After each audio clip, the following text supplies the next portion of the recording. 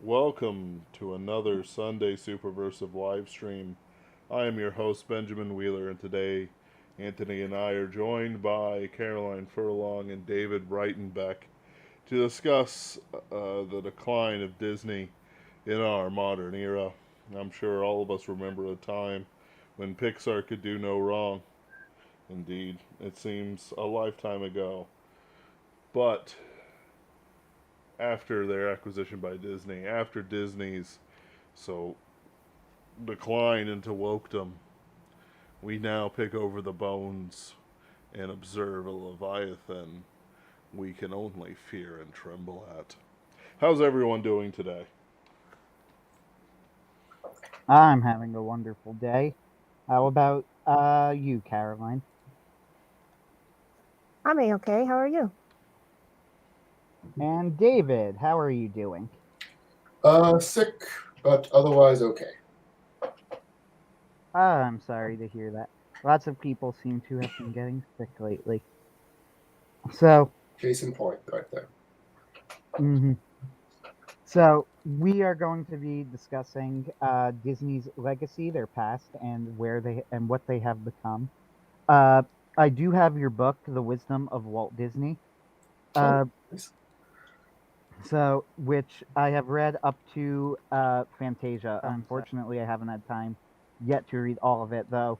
This is by no means due to the writing, which is excellent and it is very instructive. So, I'm going to start off with this. Do you see a common thread, since you have this book on it, so I think it's worth asking, in Disney's early work? Jeez. Common thread. I mean, apart from uh, great quality, one thing I noticed about the early Disney films is that really they're all very different from each other. Walt didn't like repeating himself. In fact, that's one of the reasons why Sleeping Beauty didn't come out for 20 years after Snow White. They were thinking about it like right away, but they said, no, the plot's just too similar, and we got to find something different to do about it. And when you think about it, that's kind of an odd thing for a businessman or a filmmaker to think. It's like, well, here's our biggest success. Now here's another idea which is very similar. Well, I don't want to do that because it's too similar. It's like that. The early Disney films were very much, I'll say, labors of love, really. Just artistic endeavors that, as well as obviously financial commercial endeavors. But like when Walt was in charge, there was a big there was an emphasis on we've got to try to push the envelope. We got to do things differently. We got to make each one as good as we can make it, kind of thing. It's like it was very much a storyteller driven studio at that point, or artistically driven studio at that point. Okay, I understand. So, yeah, going through your selections, was there a particular reason you picked the movies that you did? Yeah, I mostly wanted to try to hit the big ones, the most important ones I felt were most important. So we got the big four: Snow White, Pinocchio, Bambi, Fantasia. I skipped over Dumbo because I felt it was kind of too light, and it's a good movie, but it's very there's not a whole lot to it, to be honest. It's very short, and it's kind of a light, kind of almost a packaged film that they did to try to shore up their revenue. Um, then Song of the South had to cover that because that's the transition film to live action, and it's kind of an elephant in the room and needs to be addressed. Uh, then Treasure Island, which is their first live action film. Cinderella, which revives the animation. Sleeping Beauty, their last fairy tale. 20,000 Leagues Under the Sea, which was, I think, I feel like that's kind of when they really became a legitimate movie studio in the general eyes. They weren't just a animation, kids film studio anymore. They had this big budget sci-fi film with James Mason and Peter Lorre and Kirk Douglas and all that kind of stuff. And then Mary Poppins was, obviously the kind of the pinnacle of Walt's work, I think, in many ways. Swiss Family Robinson is kind of the only one which I'm not really sure about whether including. Is just mostly because I liked it, and it's kind of a good sample film of live action Disney at that time. That's the only one which I'm kind of looking back, not 100% on whether I would have picked that one doing it now. Okay, so I am very, very curious. Because I'm just reading it quickly, like, skimming through it, I should say, because I am listening to you, but skimming through it quickly now. What was your take on Song of the South? I had made it up to Fantasia. I had not made it Song of the South yet. Yeah. That is one of my favorite chapters, by the way. Oh, thanks. I actually was surprised. I liked Song of the South a lot. It was really good. I was surprised how good it was. I was kind of expecting to cringe a bit at it, because of the reputation, but I really didn't much at all. It's just a really good movie. It's a strong story. The animation's great. What's his name? James Baskett, I think his name is. He's fantastic in the title role, or not title role, but as Uncle Remus. I mean, I kind of go into it in the essay, but the thing is that the film is told from the perspective of a little boy, and children don't really think in racial terms or in terms of the post-slavery dynamic and all that kind of stuff. So, like, as far as the film's concerned, like Uncle Remus and Toby and the other black characters are just other people that he encounters, and like the other characters are just other basically they're all just people to him, and the film reflects that. They don't really go into the racial issue one direction or another. It's kind of the way I put it in the chapter is that it's a matter of time and place. That it's because this is set in the South at that time in history, but you could relocate it to, like, say, England among upper and lower classes, and the story would basically be the same. Interesting. Yeah. So one of the yes, interesting things about that chapter is you mentioned that after World War II, that World War II was a financial disaster for the Walt Disney Company, studio, and that's not something I think many people know. I certainly didn't know it until I read the chapter, and this is one of the things that's very, very interesting, because ever since at least the 90s, anything Disney touched turned to gold, right? Everything that they put out that sold well, everybody loved it. Even the flops at least made money. But we're not used to the idea of Disney being on the verge of going under, which is almost what happened, if I understand it right. Yeah. Oh, yeah. Well, it was a long time before they were really a financially successful company. Like, they were doing well in the 30s, and that's how they got enough money to do Snow White. That was basically a complete gamble. If they would have lost the studio, if that had flopped. No film after that except Dumbo made a profit. And then during World War II, they did a lot of pro bono work for the government, doing propaganda films and morale films and stuff like that. So they lost a ton of money at that period. And they were, like, for most of the 40s, they were just barely hanging on with, like, these quick packaged films and documentaries and stuff, trying to do things as cheaply as possible to just try to keep their credit line flowing. It was Song of the South that kind of it was a financial success enough to make them a viable company again, and then they were able to do Cinderella, and that also was a success. And, oh no. But yeah, they were they were not what they are now, or even in the '90s at the time. They were they struggled for a while. Yeah, and the other thing I didn't know, this is in the Treasure Island chapter, Mhm. that they had property and studios in England. Of course, England with the bombing, and they were on rations until I think the 60s. I I'd think have to the look mid it up. '50s, I think, was when they finally got off of rations. Ah, But even like after the war, it was illegal to take property out of England. I'm not actually sure what the story is behind those assets. I think it was like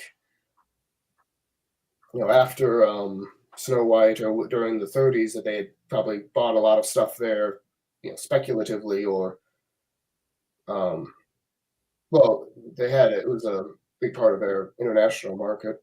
Excuse me. So yeah, they bought a bunch of stuff there and had studio space and materials in England. And after the war, they couldn't take it out of England. and that's how Yeah, we I that's how we know. got Treasure Island. Yep.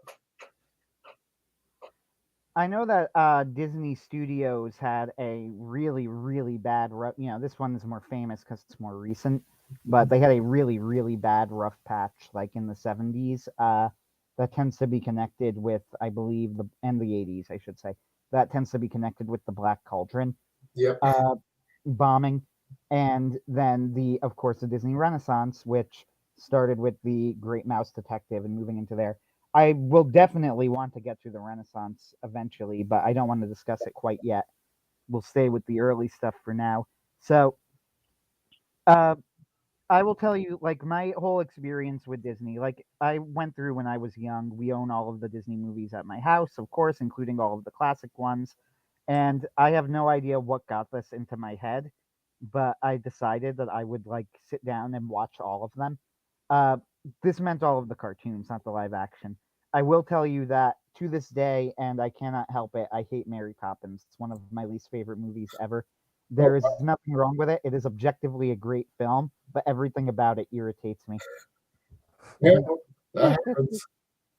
I mean, Uh, look, sorry. I don't like the Godfather films. I know they're great films, but it's like I just cannot get into them.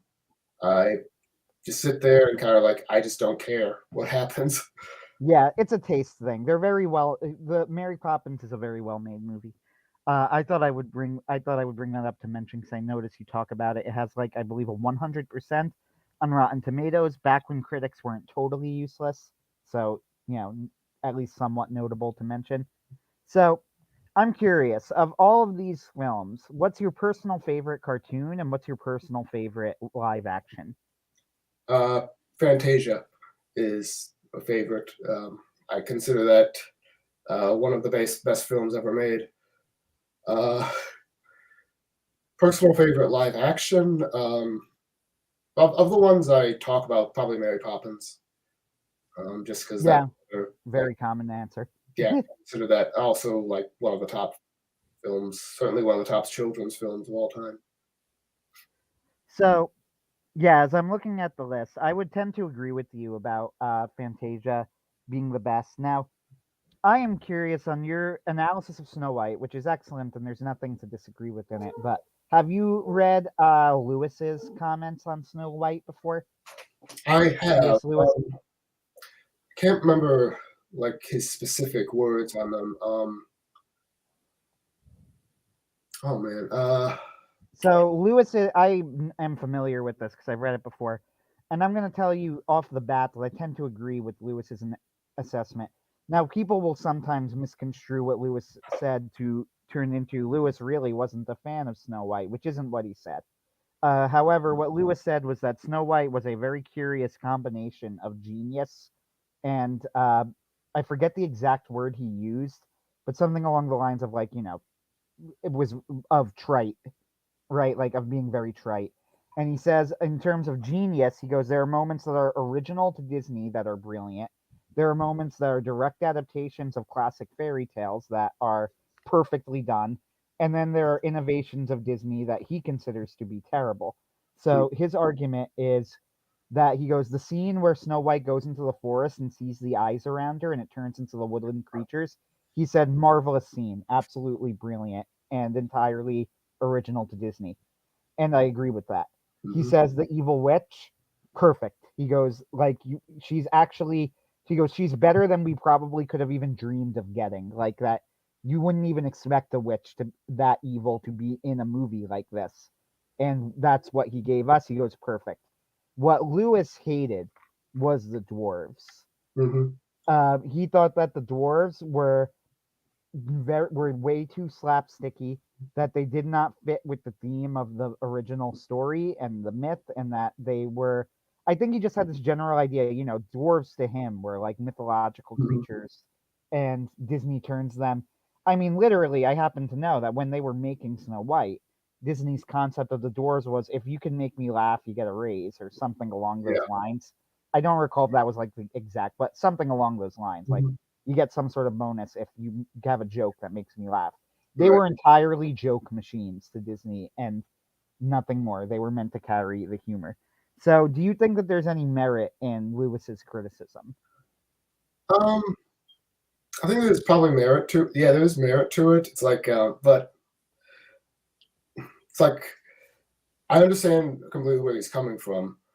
But at the same time, I think in terms of the particular medium they were adapting it to, that they kind of needed the door. They needed the humor, the slapstick, the buffoonery, and so forth, because that was what animation was back then. That was what was expected. They never would have gotten away with a completely straight mythological film, even if they had been inclined to make it. I think it's like I think the idea of dwarves that he has in mind would have made it for a very good film as well. But I think what they do with them here is very good in its own right.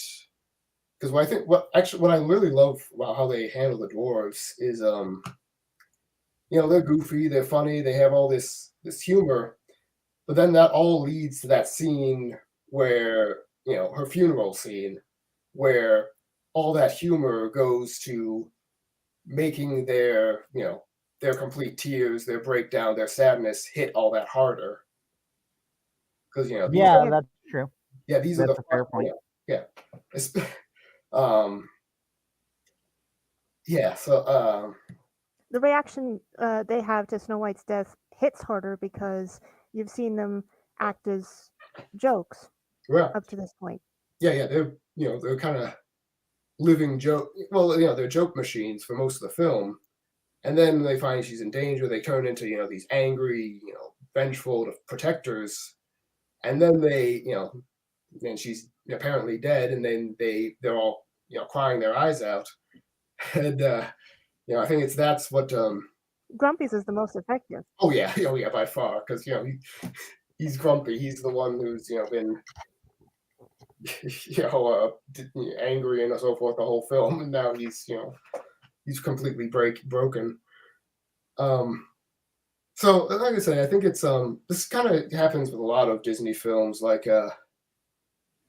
arguably, there are great films that weren't made, kind of in the stories. Well, not even arguably, certainly. Like there are great films that could have been made if they'd taken a different approach. But even so, I don't think that takes away from how good they are now. The ones that we got are. That's fair enough. So, yeah, as I'm looking at the movies, first off, I would say I would tend to agree with you that Fantasia is at least the objectively best film of the bunch. I know that John C. Wright mentioned at least once, though it might have been in passing, that he believed that Fantasia invented the music video. Is that actually true? It sounds plausible, but it also sounds like something that, like, no, surely not, right? I don't know. I don't think that's. I doubt I would say that because Fantasia's, kind of a development off of the silly symphonies, which were done throughout the 30s, and then you also had like you've had musicals up until then and stuff like that. So yeah, I don't think you can get away with that. The Fantasia chapter in the book is one of my favorites, to be honest. I really like the way that you ended off. When you ended off that it's Mr. Disney's love letter to the great cultural heritage into which he was born, and which perhaps even then he could see slipping away. The theme of this concert is that the old and the new are not enemies but friends, symbolically shown by Mickey Mouse shaking hands with Leopold Stokowski. The new art forms of cinema and animation are not meant to replace the old forms, but to add to them, to continue the cultural stream that stretches back for thousands of years and which has carried such treasures in music, art, story, knowledge, wisdom, and faith into the present. Yeah, thanks. It's one of the best chapters in the book. I had to read it out. Thanks. Well, I hope so. It's the best film. Yeah, so I'm curious. You seem to have a very, very positive portrayal overall of Walt Disney. Am I getting that read correct? Yes. Yeah. Overall, I don't really touch on his darker side in the book very much. I mean, I admire Disney as a man, and from what I found out about him, I generally will kind of find myself relating to him a lot. I feel kind of almost like a connection somehow, like I kind of understand him a bit. But that doesn't, yeah, I mean, I'm not, um, I'm not blind to his faults. Let's put it that way. Yeah, my impression of Walt Disney over time has kind of evolved in a more positive direction, partially because, the media very much wants to present him negatively as a successful white businessman. Yeah. So the media is very much inclined to, and white male businessman, I should Mhm. clarify. Yeah, So they, communist white male businessman. yeah. So they're very much inclined to want to present him negatively. So of course I grew up kind of with that. So I was more or less inclined, I wouldn't say to view him negatively, but to view him as kind of, he might have had, he was a bit of a miser, he was a bit of a, right, like that, he was very business minded, and that's not entirely wrong itself. But as I've come to learn more about him, I realized I really was not giving him enough credit as an artist. Hmm. uh like, I think it is entirely fair to say and correct that Disney was very much an artist. Oh yeah. Well, I was saying to Caroline the other day, just yesterday, that no one with with a purely business mindset would have made Fantasia, just because like that's that's not the kind of film you make with a corporate mindset. With well, how can we make money? Because it's like I'm gonna go and try to create a completely new form of entertainment, and it's gonna require a new sound system, and we're maybe even going to try to make it so that smells come into the theater, and it's going to be these 6 or 7 classical music pieces with abstract imagery and all this kind of stuff. It's like that's not what you do if you're completely business minded, you know. Yeah, exactly. I would even go so far as to say that Snow White is not the work of somebody who is entirely business minded. Like, don't get me wrong. And by the way, I hope I'm sounding slightly better because I realized my mic was unconnected. So it was my computer mic that was working. I don't know if I do or not, but at least this is the technically better mic. Anyway, uh, so, like, even Snow White, don't get me wrong, you mention it in the book, and I agree. Snow White was in some ways a necessary move for Disney to make. Like, he had to do something ambitious if he wanted to continue growing his business, and he was a businessman.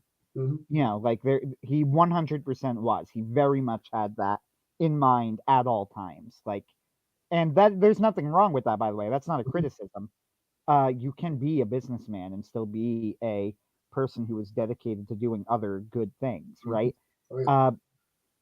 So I'm not saying that Snow White was entirely a artistically motivated decision, but I would say that Snow White is not the decision that somebody who has no ideas, like no ambition about, creating things would make, because it was a massive risk. If Disney just wanted to make money, he could have invested in oil. He could have done any number of things Oh, to yeah. try and build business, but he didn't. He decided to make Snow White. Could have made live action films. Yeah, exactly. He could have turned to, which he does eventually, but Mhm. he wanted to push the medium in a way that had never been pushed before. That Yeah. was absolutely intentional, like no question about it. Uh, that this was his goal. So I think that he was probably very gratified at what Snow White meant to the industry. The closest thing, of course, that we have to a parallel, and I think it is a very good parallel, is Toy Story, right? Yeah. And on one hand, Toy Story was definitely a business decision. They were absolutely looking to make money off of it, and it was, and they were trying to convince people they can make money off of it. But on the flip side, you don't put all of your I'm trying to think of the phrase and I just blanked on it. Stones in one basket, something like Eggs that. in one basket. Thank you. Wow, I completely blanked on the word that goes in the basket. Eggs in one basket.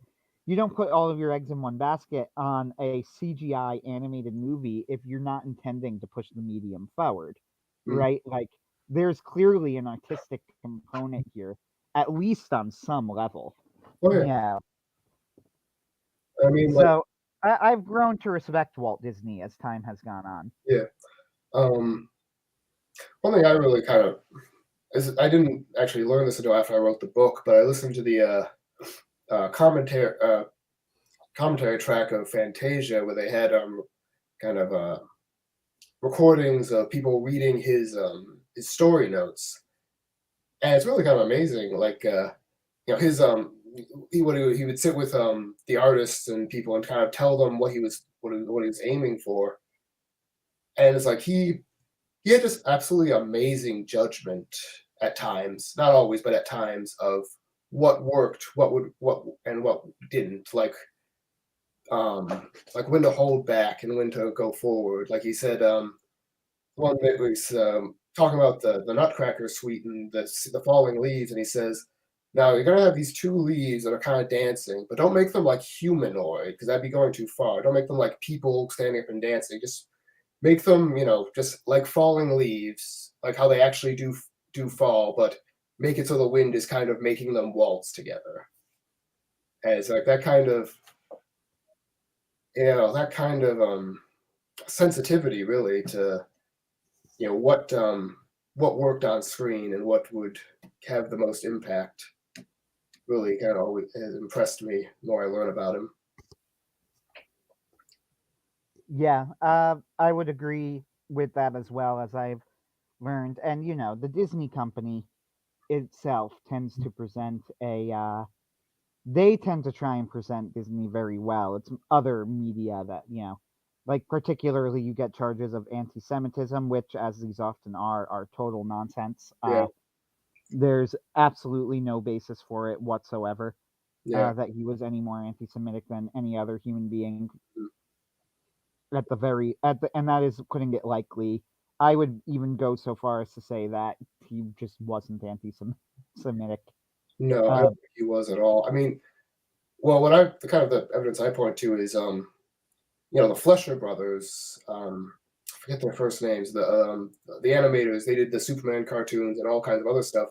They were his biggest competitors, and they hated Walt Disney. But even they never said anything like that. Oh, he was anti-Semitic, or he was anything like that. They never accused him of that. It was very much an attack on him because he was anti-communist.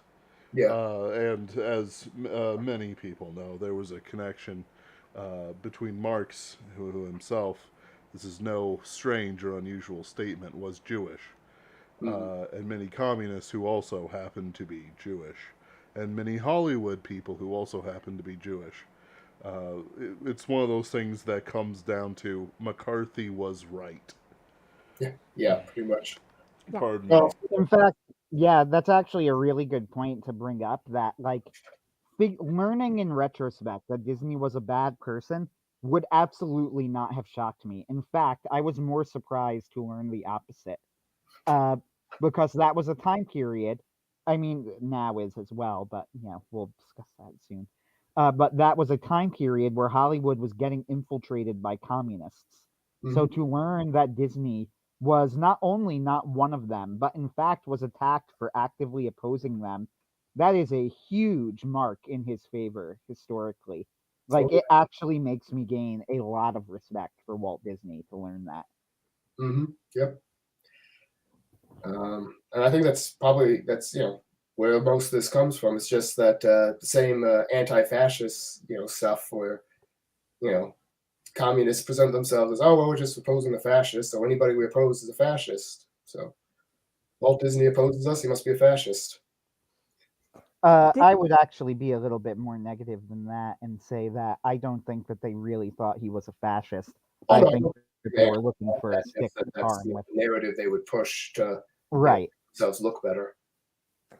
Yeah, right. Like, go ahead. Didn't he fire some of the? Didn't he search for communists in his company and fire them if he found them? Or I'm probably not saying that correctly, but I seem to recall something said about that somewhere.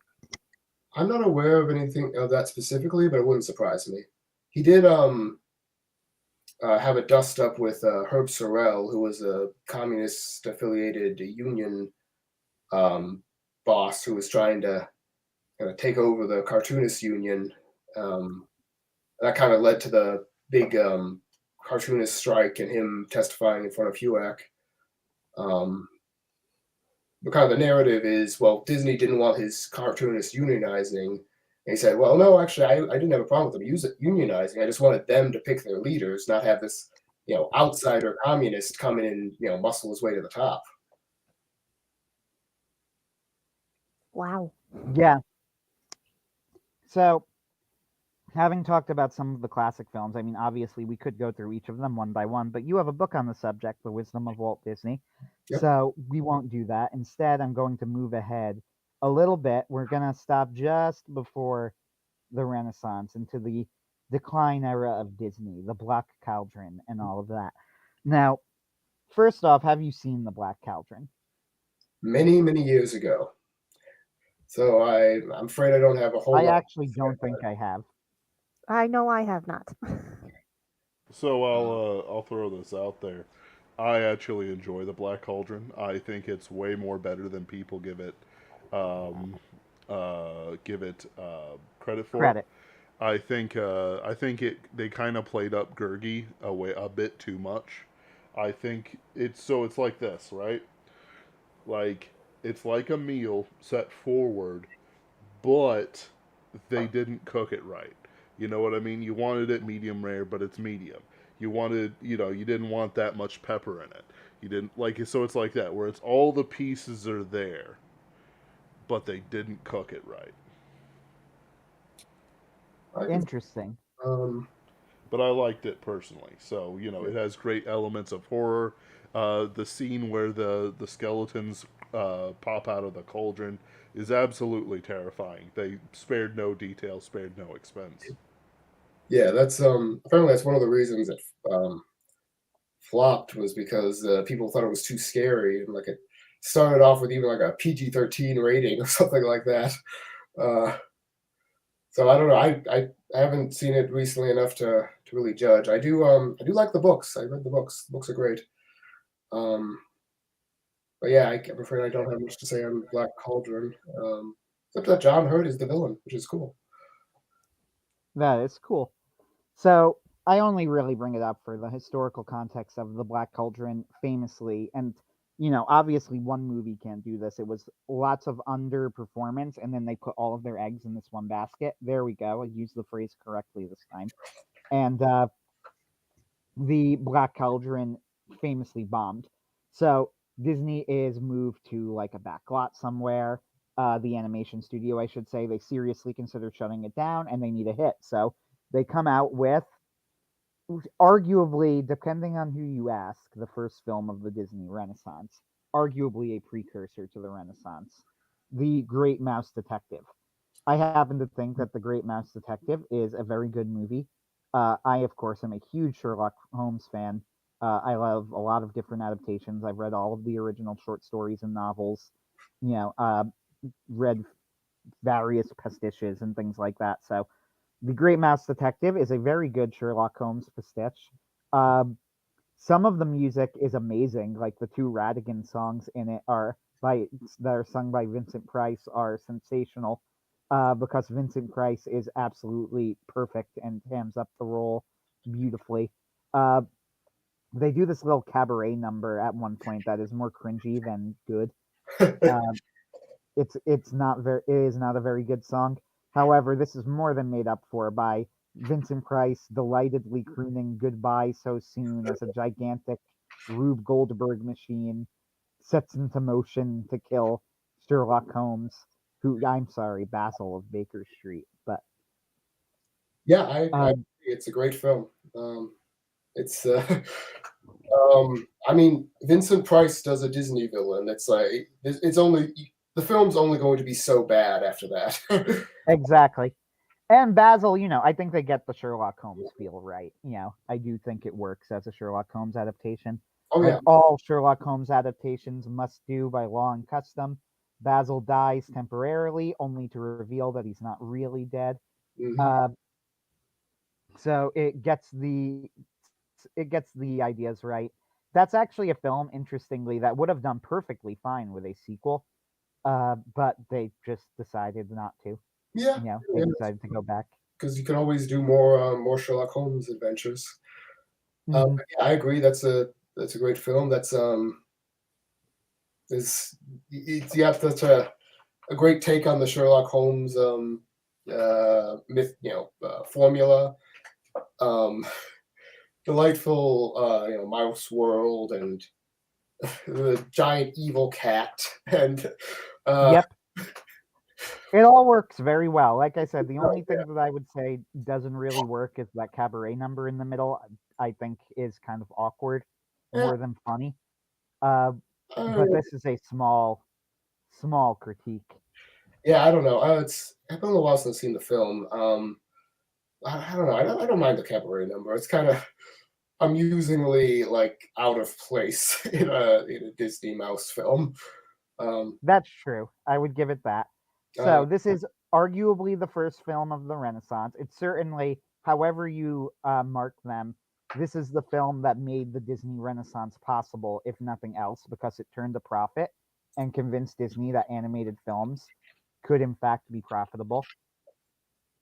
yeah, So we get to the Disney Renaissance. Now, this is something that I think is, now that we have the context of Disney's older stuff, that he had very moral movies, that Disney himself was a moral person, who did have standards, right? Uh, we get to the Disney Renaissance, this, which is, in my opinion, a hodgepodge of things, more good than bad, but with bad. So, yeah. first off, I agree with what that. do you think of the Disney Renaissance overall? Honestly, I'm less familiar with it than with the classic films. I've seen them all probably, but most of them have been I haven't seen in a while. Like I haven't seen The Lion King in years, to be honest. I've Most recent ones, the ones I've seen, are the ones that kind of fresh in my mind are Little Mermaid, Beauty and the Beast, Aladdin, and Mulan. Um, I remember not liking Pocahontas at all, and not not liking Hercules. No, Uh, Pocahontas is a truly terrible film. yeah, I barely Absolute remember disaster. Tarzan exists. Hunchback of Notre Dame is like a very odd choice for a Disney film, and I'm not sure what the others are. Um, One of my personal favorites actually is The Rescuers Down Under. oh, that one's good. Yeah, remember that one. I love that one. really do. That one has a fan base. Like it's got like a cult following. I've noticed. Yeah, it kind of I slipped enjoy it. through the cracks, but it is a good movie in its own right. It's yeah, it's got, well, again, the cast: Bob Newhart, Ava Gabor, and George C. Scott. Can only go so far wrong with that. I always love the Yeah. way they set up the mouse world with the the pea drops in the restaurant, and the cricket comes out. Oh, pea soup, and he takes it into the room and he puts it in a pot. They boil the water, and they strain the pea out, and then they serve the soup. And you've got the Christmas lights there in the center of each table. Yeah. It's the way they design the world is just beautiful. Oh yeah, I agree. And some of the animation in that is great, like the whole scene with the eagle and the boy early on. That's pretty amazing. Although there's some It's actually also one of there's some really good sorry. animation in the first Rescuers film too, I will say. Mhm. Everybody kind of forgets about that one, but there's some really good stuff in that too. It's a middling film, but there's some good scenes in it. So I will go so far as to say that, in my opinion, the second best film of the Renaissance is not any of the big heavy hitters, but is actually a Goofy movie, I was going to which bring that one up. Yes, that I would agree. which is a superb film. It is. Sideways, if you didn't know him, he is a YouTuber who tends to talk about film soundtracks. Mhm. Great channel, by the way. I recommend him if you don't know him. But anyway, he did a video on a Goofy movie where he said, like, I'm going to sound insane right now, but a Goofy movie is actually like an amazing film.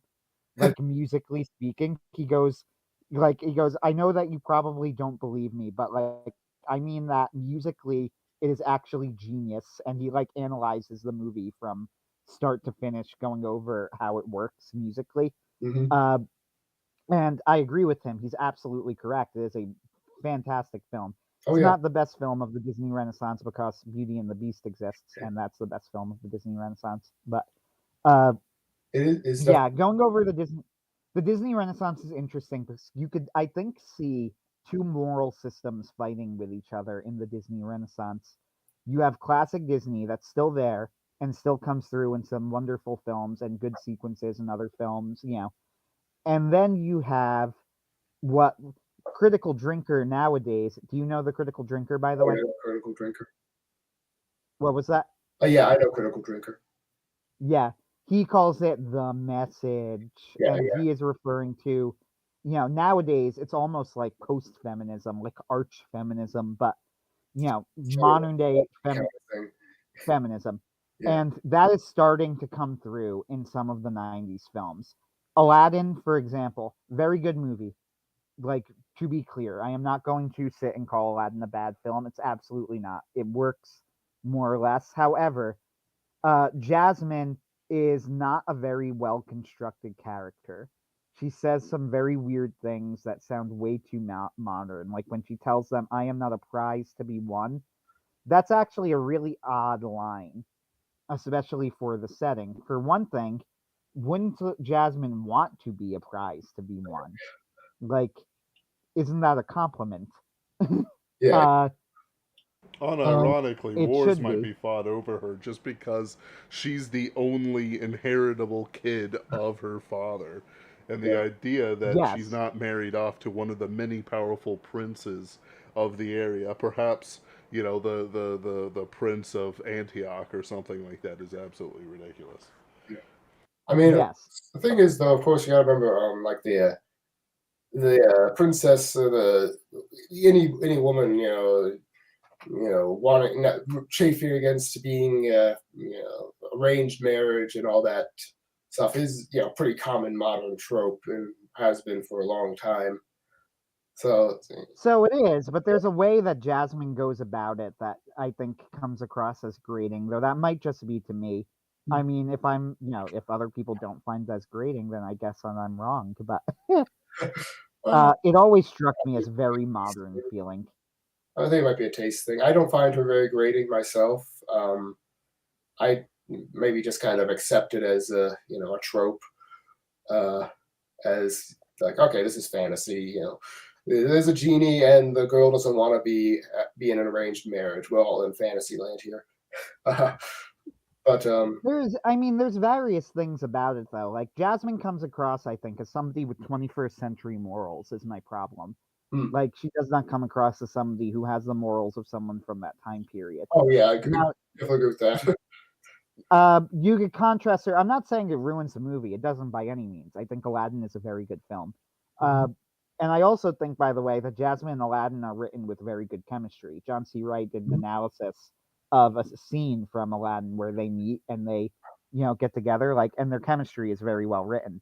So I think, though, you could start to see the message making its way into the movie right at that point. Now, this gets especially bad in Pocahontas, which is an abject disaster from start to finish. It has good music, I will give it that. Colors of the Wind and Just Around the River Bend are very pretty songs. I enjoy listening to covers of them occasionally. That is the only compliment that I will pay Pocahontas. Otherwise, it does not work on any level. No, I don't think it is. But it's been a while since I've seen it, so I can't say for sure. But yeah, I remember not liking it at all. So I never watched it. Yeah, don't. So the problem with Pocahontas is in a genre, or semi-genre, I guess I would say, of stories that I would call the Mononoke story. And it's named after Princess Mononoke, the film by Hayao Miyazaki, who is the only person to ever create this sort of movie and do a good job. Literally every other example I could think of are almost universally terrible films or terrible stories. Princess Mononoke is the exception. This is when you have two groups, one of which is generally seen as more advanced or powerful than the other group, but less moral, who come together, and then outsider needs to step in and make a connection with the other group to try and mediate a conflict. Something along those lines. Now, there are various ways that you can affect that, change that formula or twist that formula, but that is the general formula. Other movies that have done it are Fern Gully, horrendous film, arguably worse. Only arguably though, Pocahontas is pretty bad. Fern Gully has Tim Curry. That's a bonus. What was that? Yes, Tim Curry. That's true. So only arguably worse. Tim Curry is always amusing. Avatar, truly a terrible movie. Some of the worst writing of any movie I've ever seen. Great CGI, terrible story. Yeah. Agree. Cowboys and Indians, the Indians win. Just terrible. But that is a Mononoke story. Dances with Wolves is a Mononoke story. Now, Dances with Wolves, I will be fair, that is the least bad of these movies. It is probably a fine film, right? It is not bad. It's just kind of slow and plotting, I think. I haven't seen it, so. Don't look in the background or you'll spot the power cables. Oh, really? Is that a thing? I haven't seen the movie, but somebody, one of those trivia things popped up somewhere, and they mentioned that if you look carefully, you will see the power lines in the background. That's pretty funny. It's always amusing when stuff like that happens. I'm not willing to ding it heavily for minor technical faults like that. It is a fine film, and then you get Princess Mononoke by Hayao Miyazaki, and that is a masterpiece. So Pocahontas is in this genre of what I call Mononoke movies, and it is a very, very bad example of it. Pocahontas herself is what we would nowadays call a Mary Sue. I don't think it would fit the definition as it was originally conceived of a self-insert. Rather, I would say she's more like Ray, who I also wouldn't consider a Mary Sue, but a feminist insert. She is supposed to not represent the creator, and how everything bends around the will of the creator, but how everything bends around feminism, or the perfect strong woman, and that's what Pocahontas is supposed to be. Her relationship with John Smith is just utterly bizarre. One of the main issues with Pocahontas generally is that it is actually a thing that happened historically. Yeah. Only the actual real story of Pocahontas is really, really messed up and not at all like the movie. Nope. No. The real story of Pocahontas is that John Smith, who did admittedly probably save the Jamestown colony and was a hero in that sense, but was also a teller of tall tales and very much interested in his own self-aggrandizement, uh, told this story that probably did not happen, where he was out in Indian territory and they grabbed him and were going to kill him for, I forget why. I don't think it really matters. When the Indian princess runs out and throws herself and protects him. She was 12, I believe. Yep. Yep. John Smith has now, to be fair to John Smith, in the actual original story, he does not have a romantic relationship with her. To be unfair to John Smith, instead, what he does is, I don't know if he kidnaps her or if he makes some sort of deal with the Indians and like takes her in exchange, but he takes her among the white people and he kind of makes her a pet. Like he almost their mascot of like Indian relations. Now she is eventually married off to an Englishman named John Rolfe, which they do put into the sequel film Pocahontas 2, and she eventually dies of some, European disease very young, like at, I want to say maybe 18 or something. Uh it's a horrible story, to be honest. It ends. Pocahontas is horribly mistreated throughout the story. Uh, she dies young. She's forced into marriage with a man who she barely knows. And this is the father that they decided would be good to turn into a Disney movie. And to do it, they needed to change everything to the point where it was entirely unrecognizable, which is one thing when you're talking about a myth or a fairy tale or a story. Then you have some leeway. When you're telling a true story, I mean, how much, I guess with the advent of distance and time, there is something, but like, the Indian tribes that are around, like they still exist.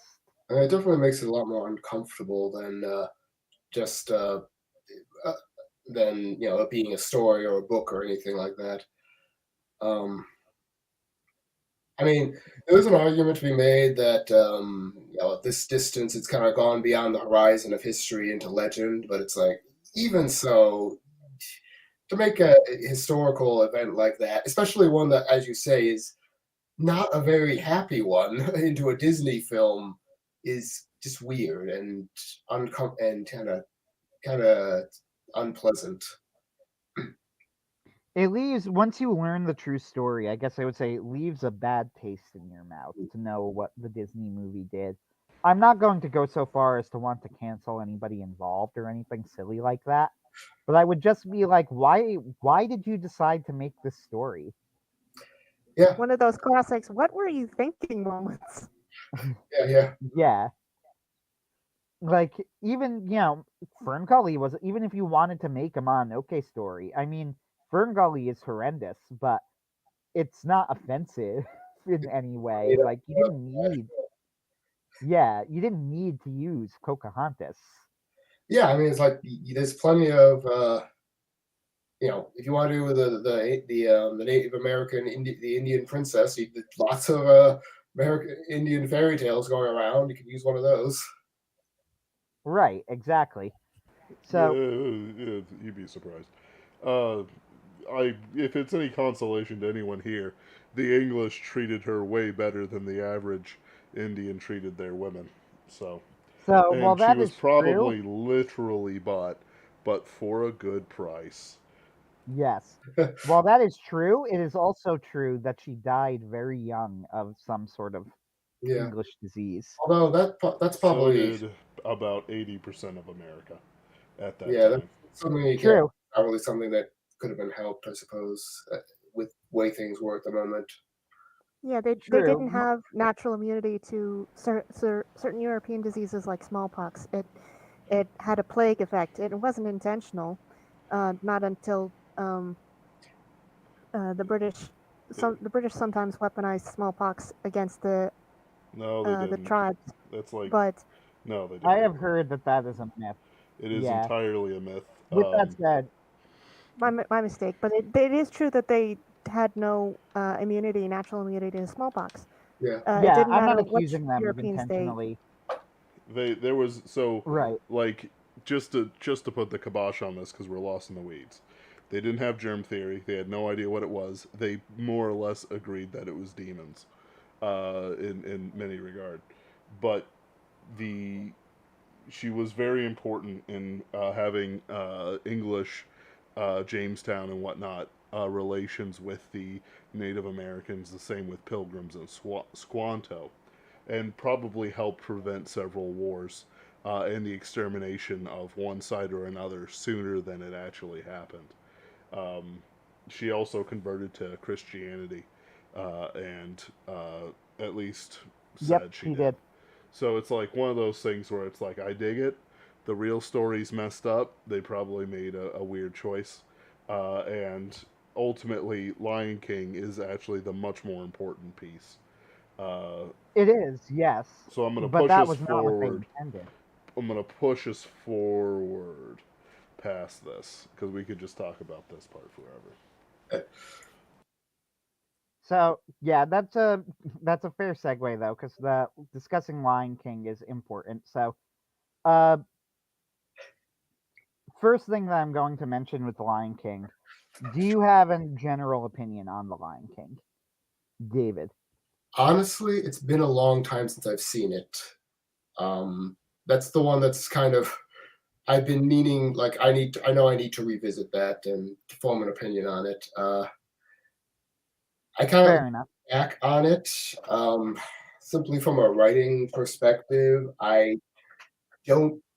My kind of initial impression of it is that I don't have as high an opinion of it as most people do. Um, like just in terms of like when like some of the songs, like when you listen to them, there's not really anything there. Like be prepared. It's like it's a cool song in in tone and Jeremy Irons and all that. But it's like what is he actually saying? He's just saying this is going to be great, kind of thing. Uh, like um, he's not even really rallying them. He's just saying I'm going. Um, King. I'm going to defend the song. I will disagree with that. So if you listen to Be Prepared, what's going on there? And Lion King is a movie I've seen many times. Now, no, when I say I've seen it many times, it is not my favorite of the Disney Renaissance films. That's Beauty and the Beast, which we should also discuss at least a little bit. And it's not even my second favorite, which is a Goofy movie, but it is firmly in the top three, right? So I think it's a very, very good film. So I'm going to defend Be Prepared for a moment. I think that it's actually doing a lot of work in the film. So what's going on here at this point of the movie? Well, Scar is with the hyenas. He is working with them. They're the enemies of the lions. We know this. So why are the lions listening to Scar is the question that you need to answer. Why would they listen to him? What does he have to offer them? So we learn what he has to offer them. He is offering them food, power, and he's telling them he has a plan. So they're listening to him because he is smart and the hyenas are dumb, and he could give them things that they want. And that is the point of Be Prepared. Now you might say, well, isn't that simple? But I would respond, what else is a villain song supposed to do? All right. Establish the villain. Yeah. Like I say, it's you got more immediate reminder experience with the film, so I'm going to defer to your expertise in the matter. I will say this. I think that Hakuna Matata is a bit problematic in the same way that Let It Go is. Mhm. And by what I mean is it's actually a horrible message, but it is a very, very upbeat, happy song. Yeah. Now, and it's, and a fun song. Uh, with that said, I think unlike with Frozen, which we will talk about, believe me, we're going to get to Frozen. But Oh, good. anyway, yeah, there is a lot to talk about with Frozen, but unlike with Frozen, I would say that the movie makes it very clear that the philosophy of Hakuna Matata is bad. However, like Frozen and Let It Go, the message of both songs is equally bad, and the songs are so upbeat, you don't really get that from the song themselves, and they take on a life of their own, and then people use Hakuna Matata as a catchphrase when in fact the movie is telling you that no, this is wrong. So I do think there's a little bit of a problem there. Mhm. But overall, I do think Lion King works very, very well as a film. The characters, especially Simba, Scar, Mufasa, Timon, and Pumbaa, are very well established. Uh, I think that the story is very intense in The Lion King as well. Like the reason that Mufasa's death scene hits so hard is because they do such a great job establishing Mufasa and Simba's relationship, right? Yeah. It works very well as a relationship. Uh-huh. So Yeah, and James Earl Jones, yeah, what needs to be said about him, his performance there. Like I remember that great scene where they're talking out in the wood, out in the wild after the whole elephant graveyard fiasco, and oh yes. Simba is like, "Oh, we're pals. We're gonna be together forever, right?" And then Mufasa kind of like basically kind of quietly lets him know, "I am going to die someday, and you kind of have to accept that, but I will always be with you." That's it's a great moment, really. Yeah, it's a fantastic moment. Uh, there's a lot of good moments. I will also say that the ending of the movie comes across as a little bit contrived. Simba is going to lose his fight, and then Scar just tells him, "Oh, and by the way, I'm the bad guy." Uh, and then that's it. Like, okay, Yeah, sure. you just have to keep it quiet. We wouldn't have to worry about that, and you could have won. Um, did we lose Caroline? Oh no, I think we did. I'll contact her. Okay.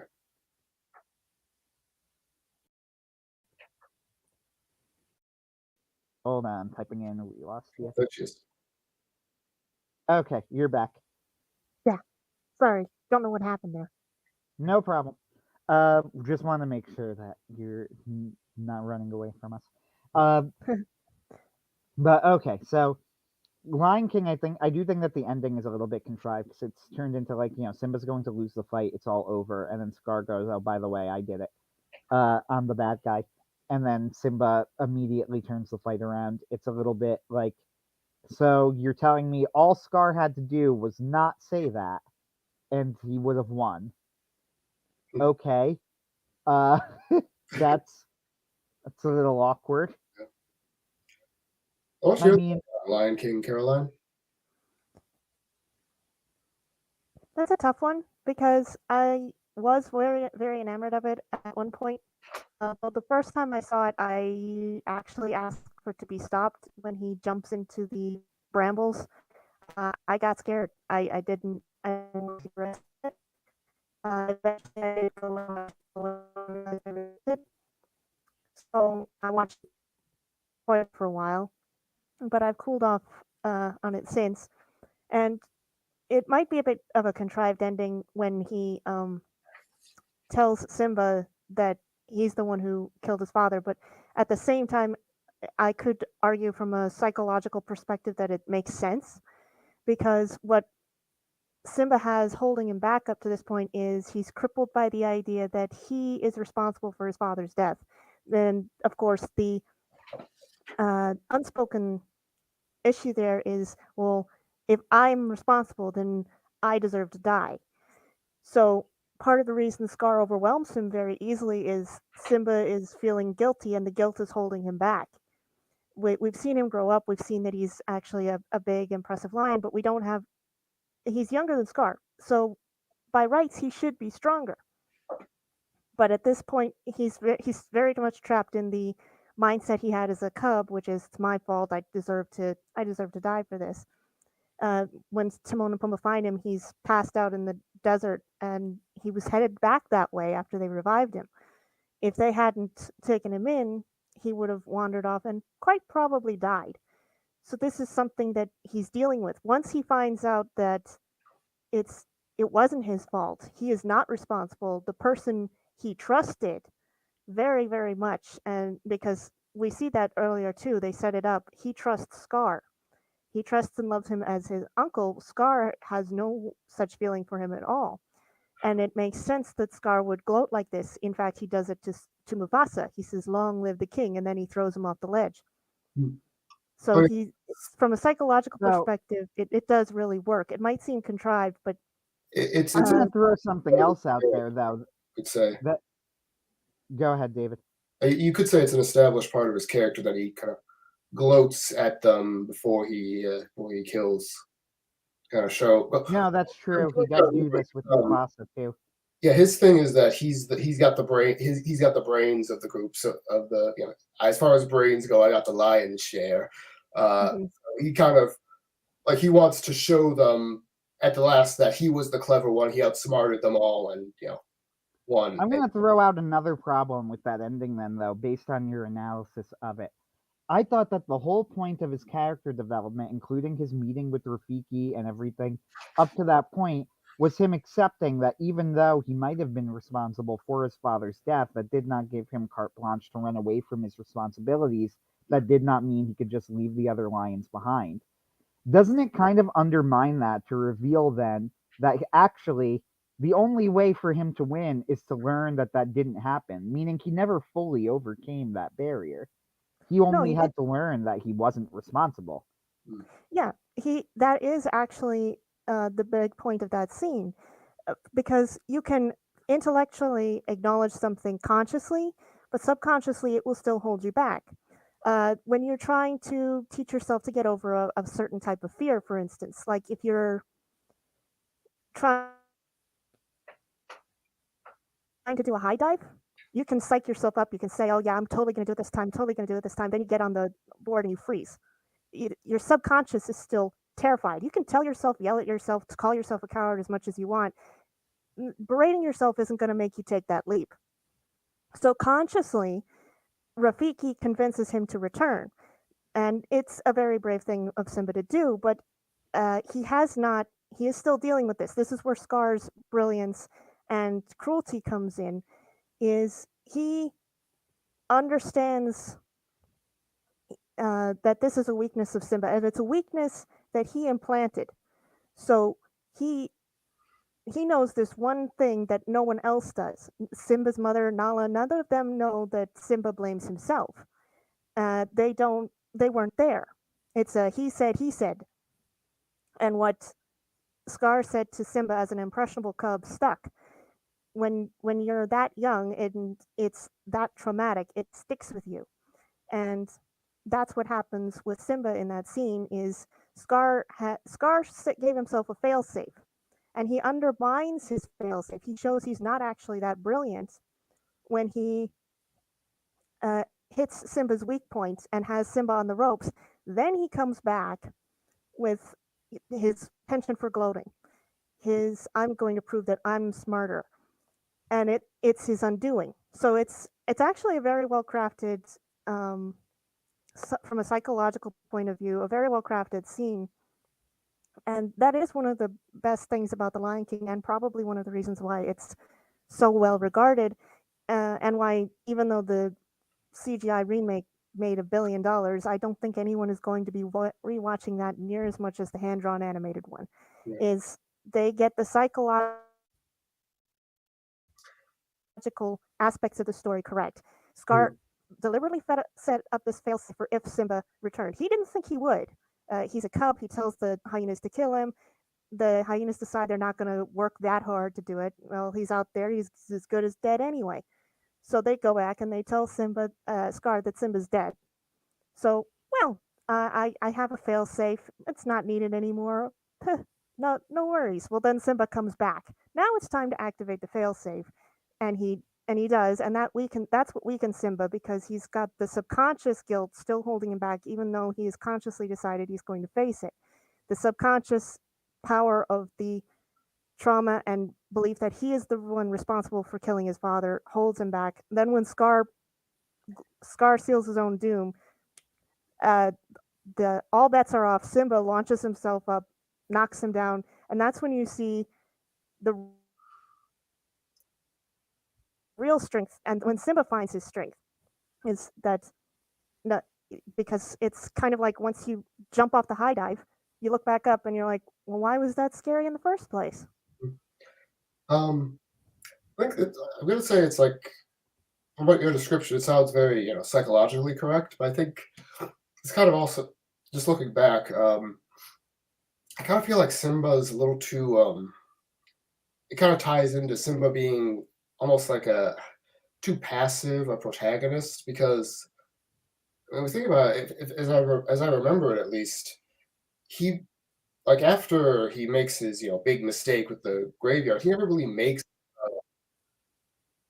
a serious decision for himself throughout the rest of the film. He just gets like kind of goes along with what people tell him. Like he goes with Timon and Pumbaa.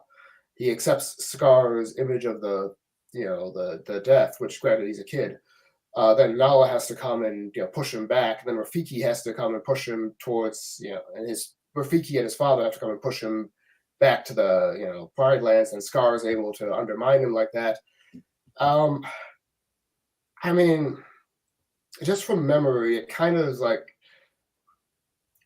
I wish he could have been a more effective and a more kind of self-possessed protagonist, especially if he's going to be king, and not have to have people and have events kind of conspire to push him in the direction he needs to go.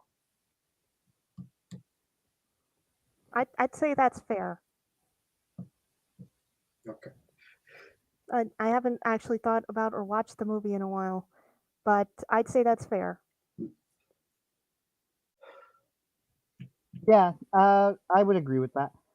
So, I'm going to discuss one more movie in the Renaissance. There's actually others too. Like, I would like to dig into Mulan, Mulan a little bit, but I don't think we should because I do want to get post-Renaissance to the really fun stuff. One more Renaissance movie, though, I think is worth discussing is Beauty and the Beast, because I think that is the one unambiguously great movie of the Disney Renaissance. Like that, it is. I'm not sure if I would say it's the only movie that adds up to the masterpieces of the earlier era. It might be. I don't know. My own opinion is I mean, depends on which masterpieces you mean. It's like, but it's definitely a great one. It's definitely up there. Yeah, Beauty and the Beast is a great film. They'd talked about doing Beauty and the Beast all the way back in Walt's day, but never got the story quite right.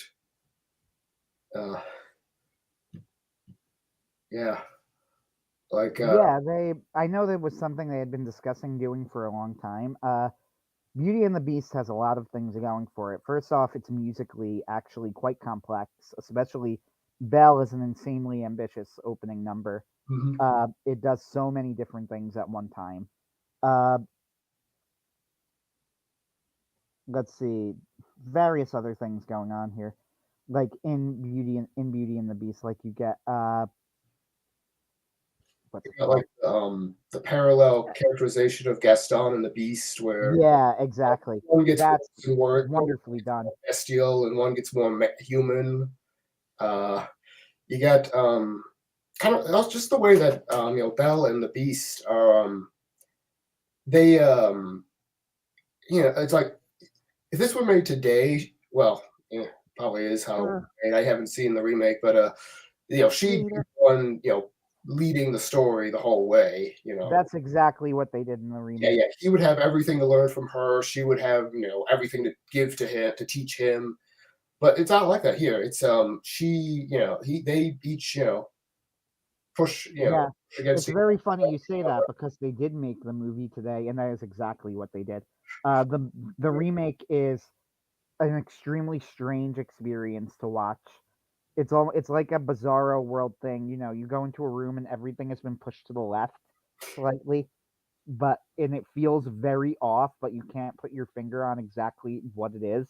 That's the remake of Beauty and the Beast. Everything about it is off. Everything is tweaked just enough to be wrong. And it's very hard to put your finger on exactly what it is, but it's everything. A movie that great, that's the only outcome that you can possibly get. Yes and no. I think if they had just made a very faithful remake it would have been fine and nobody would have cared. It wouldn't have won any awards or anything like that, nor should it, because we've already made this movie. But I don't think it would have been bad. The problem is the changes that they made. The changes that they made were all almost universally for the worse. Yeah, not surprised. But it's, to be fair though, it does go kind of back to what you said. You're trying to put your own stamp on the film, and in a movie that was basically flawless or very close to it, then yeah, when you change something, like, what do you think is going to happen? Yeah. So yeah, what else can we say about this one? Let's see, we got I did read an article that I showed to Caroline, which I didn't agree with, but I thought was interesting enough to be worth sharing, of someone who did not like Beauty and the Beast and whose argument was that it was actually like secretly leftist. I don't have, or it was subtly leftist and feminist, that Belle was a feminist icon, and that in fact this was a modernist message of a woman who was, showing the alpha male how to live and the men need to conform around her. That was his argument for why he did not like Beauty and the Beast, and then he offered a rewrite of it. I shared the article because I am not willing, I consider the Disney Renaissance to be the edge of modern Disney, and I am certainly willing to hear, to hear arguments against them. Like, it's not something that I consider sacrosanct. Like, oh, Disney would never do that. No, they would. Yeah. They would do it. But I also am not willing to just accept that that's what happened either. So I said, this is an interesting article worth looking at. So what do you think of that sort of line of argumentation around Beauty and the Beast? Well, I mean, the story is about a woman humanizing, a man, basically. How she can civilizes him and inspires him with love and to be selfless and so forth. Well, it's just like, calling her it's a feminist thing. I don't. That seems to be much more of a traditionalist approach to things. Because the Beast does not become a feminine character or a less masculine character. As a matter of fact, you remember in the film, during the climax, he's despondent during the fight with Gaston until he sees Belle, and then when completely dominates him, he kind of becomes the Beast again for a bit, in a good way. So it's like the issue. Yeah, I don't think that really works with this film. That works as an interpretation of this film. And she remains very feminine throughout. She's not she doesn't take up and fight people or anything like that. To take on a masculine role. She is. I can't really see that in this film. There are like my own kind of main criticism of the film is just the mob song, to be honest, because I kind of I have a general kind of pet peeve about the superstitious villager, primitive villagers trope, and the line in the song, "We don't like what we don't understand, it scares us." That whole trope bugs the heck out of me. I mean, but the thing is filled with murderous moving tables that sing and dance. The man's a werewolf. A werewolf, I tell you. Gaston did nothing wrong. Well, besides being a narcissist, but no, you did nothing wrong in the end. So right, actually, like, Ben says that somewhat jokingly, but that's kind of the argument being made, right? Well, yeah. Him kind of,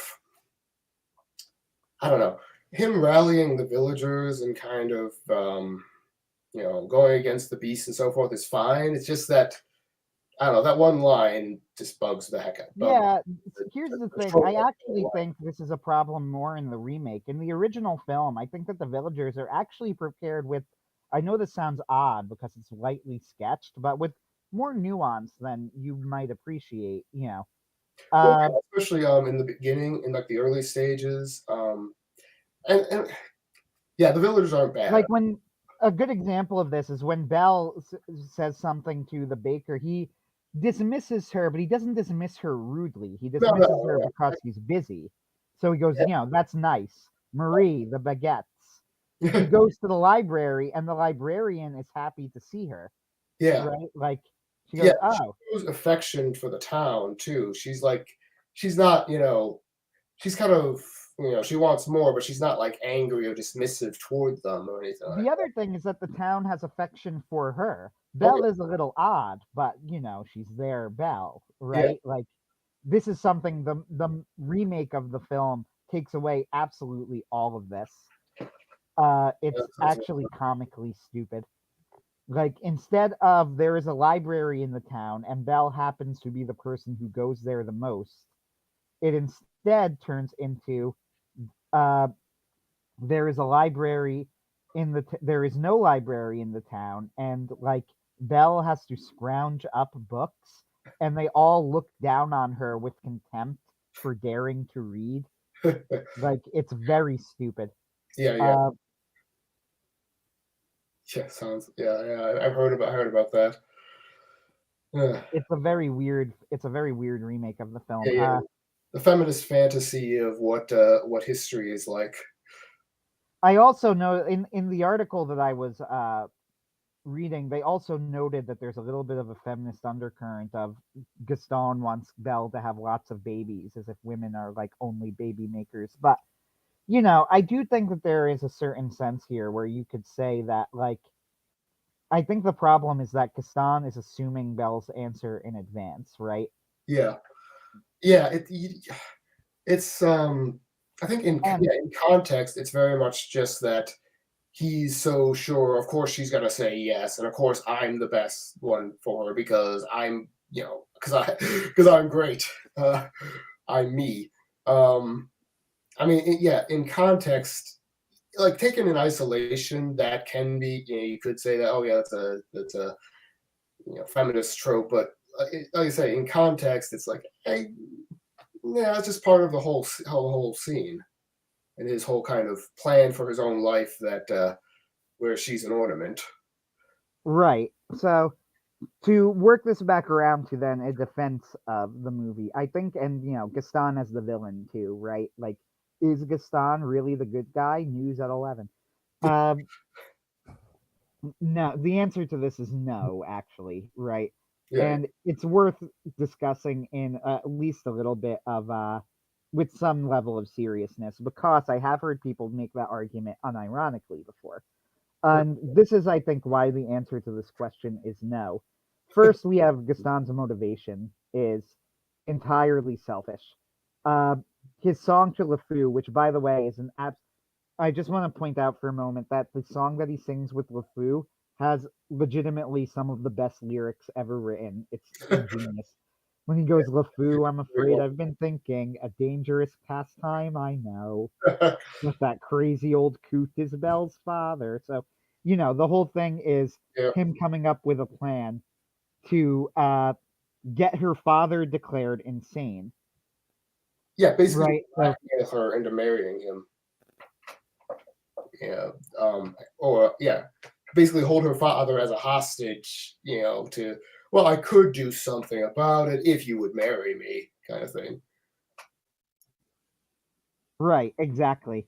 And the other thing too, of course, is that Gaston is going out to kill the beast, who he has not met and knows nothing about, and who the only person who has had actual interaction with the beast is telling him is not dangerous. Mm-hmm. Yeah. So Belle has actually interacted with the beast. She knows the beast. She knows, and she can give direct firsthand experience. She is being discounted. Now, you could argue there's a feminist figure like, well, because she's a woman, but I don't think it's because she's a woman. I think it's because Gaston is very popular, and Gaston wants to kill the Beast because he wants him out of the way because he could tell that Belle is at least somewhat smitten with him. Right. And because this is a blow to his tells him, ego. yeah, she basically directly tells him, he's better than you are. You're the Beast here, not him. And that's kind of what sets him off. Right, And exactly. that's what gives him the opportunity to work up the crowd. The crowd's already worked up because there's this. First, it looks like Maurice is getting hauled away to the insane asylum. Then Belle pulls out this magic mirror and shows them the Beast, and he's roaring at the sky. So it would make sense for them to see that and be scared. And before she has a chance to explain anything, Gaston, sensing a rival and a threat to his ambitions, cuts her off and then prevents her from talking. The whole scene isn't the people ignoring her, it's Gaston pushing her aside so they can't hear her. Yeah. And it's a kind of interesting. I like the I was complaining about it earlier, but I like this the touch that he goes into this big spiel about how dangerous the Beast is and how, oh god, we got to kill him now. And you think about, like, wait, he's been in the castle for how many years, and this is the first you've heard of him, and suddenly he's an immediate threat. But that kind of right, exactly. That's how mob mentality works. Yeah. But yeah, I think Beauty and the Beast is a wonderful movie. Of all people, and I almost kind of hate to admit this, but it's true, Lindsay Ellis, who is a truly terrible human being, did an excellent video on Beauty and the Beast. It's kind of sad. It's kind of sad to say because I don't really want to give her, encourage people to support her. She is a rotten person, but she did a very good video where she pointed out that people who focus on nitpicking minor plot details, like, oh, did you know that the Beast must have been 10 years old when he was cruel to the witch? Isn't that unfair? Are missing the larger point being made by the film. Yeah. And she's absolutely right about this. Oh, yeah. So I'm going to stop the Disney Renaissance there, move into the next era of Disney history. Or actually, I'm gonna move two eras because you get the in-between Renaissance era of fairly bad films highlighted by Home on the Range.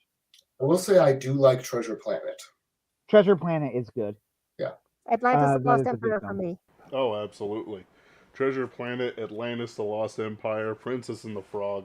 There are some gems running around here. Princess and the Frog was revival era, I would say. I think it was I think that was more the revival era. So we'll go to what's... Lilo and Stitch is another one. What was that? Caroline? Lilo and Stitch. Oh yeah. Lilo and Stitch, I think, was made around the time of the Renaissance. Sorry, I'm... Yes. I think that was made around the time of the Renaissance, if I'm not mistaken. No, it was a 2002 movie. Yeah, so that was like the end of the Renaissance. Debatably. Whatever. Yes, it's a good movie. No argument.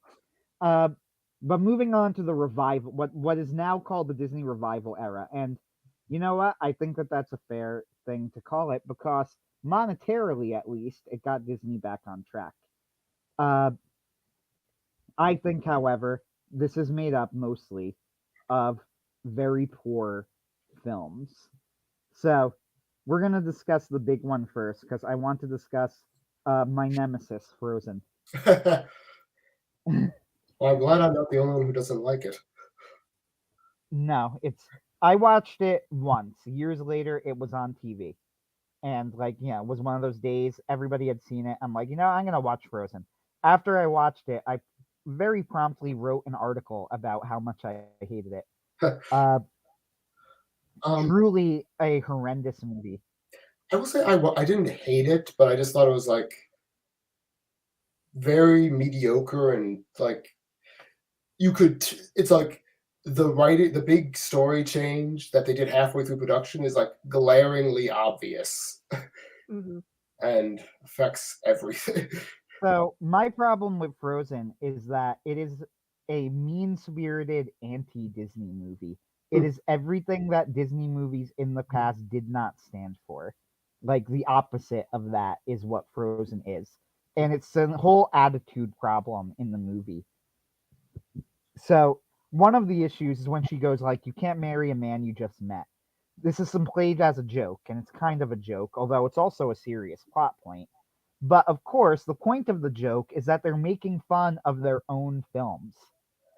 Like, I have a serious problem with that. Like, this Yeah. is the Disney company. Why are you trying to make yourselves look bad? But they're ashamed of their past, and they constantly, and that's the attitude of Frozen. Frozen is Yeah, I can see ashamed that. of Disney movies and what Disney movies used to represent. It is ashamed of them, and it's apologizing for them constantly. And then you get, of course, to Let It Go. Let It Go is a horrifying song. Like, there's really no way around it. The moral of the song is horrifying. What was that? I like it as a villain song. I do and I don't. So I like it as a villain song in that lyrically it works as a villain song very well. I mean, this is literally what Voldemort says in the first Harry Potter book, right? There is no good or evil. There's only power, and those too weak to seek it. And Elsa says a line that is almost that word for word. No right, no wrong, no rules for me. I'm free. Yeah. Like, it's very disturbing. So Yeah. Yeah, well, but I dislike it in that it's way too worse. What was that? The remix over the credits is even worse. Yeah. Oh, Demi Lovato's. Mm-hmm. And that the reason I don't like it very much as a villain song is that I agree with them when they wrote it and then they said this is way too upbeat to be a villain song. The problem is the natural reaction to that is not to rewrite everything around a single musical change, which is just a terrible idea. Like, why would you even do that? It's to rewrite the song. Mm-hmm. Like, it's actually what they should have done is they should have used the melody for some other part of the movie. You know, if they liked it that much, which is fair, because I do think it's trying to start. I do think it's a fun song, right? Like lyrically, you know, I like listening to it. Yeah. But sorry, go ahead. Yeah, just to finish my point, and I'll let you go. Don't worry. My problem is that, like, I think they should have kept that tune, used it somewhere else, and then they should have written Elsa a villain song. You know, a proper villain song, and then made her the villain since she was clearly the villain. Mm-hmm. Yeah. What were you saying? Yeah, it's yeah, she should have been the villain, and then been redeemed at the end by her icy heart being melted, which is what happens which is the original story, and which is thematically on point. Not this silly. She basically has a heart condition now because you accidentally hit her with the thing. But the problem with Let It Go, it's kind of the same problem I have with Defying Gravity and Wicked, story wise, which is that the character cuts loose with this big, epic, powerful number, and then for the rest of the film, she's basically a passive victim. It's the same thing in that and Wicked, where it's you sing this song of how you're defying the whole world, and then you spend the rest of the film running for your life and having to be rescued. So Wicked the book is one of the worst books ever written, and it's disturbing. Wicked the play, I actually kind of enjoy as a guilty pleasure because I think it's almost too dumb to be mean spirited. Yeah, if that makes sense. I like the music. I just like the story. Yeah. No, that's fair. I feel like Wicked the musical is almost too dumb to be mean spirited. Yeah. Wicked the book is just a train wreck. Yeah. But and then Elsa, she sits in her palace and just kind of mopes for the rest of the film. It's like the story doesn't fit the song, even the reimagined version of it. It would have fit if they kept her as a villain and she's like coldly punishing the people who rejected her or what have you. And then God, and when I first saw this bugged the heck out of me. They had this big silly love song while the heroine is dying, actively dying and they need help right now, and they take like 5 minutes for this silly song. Yeah.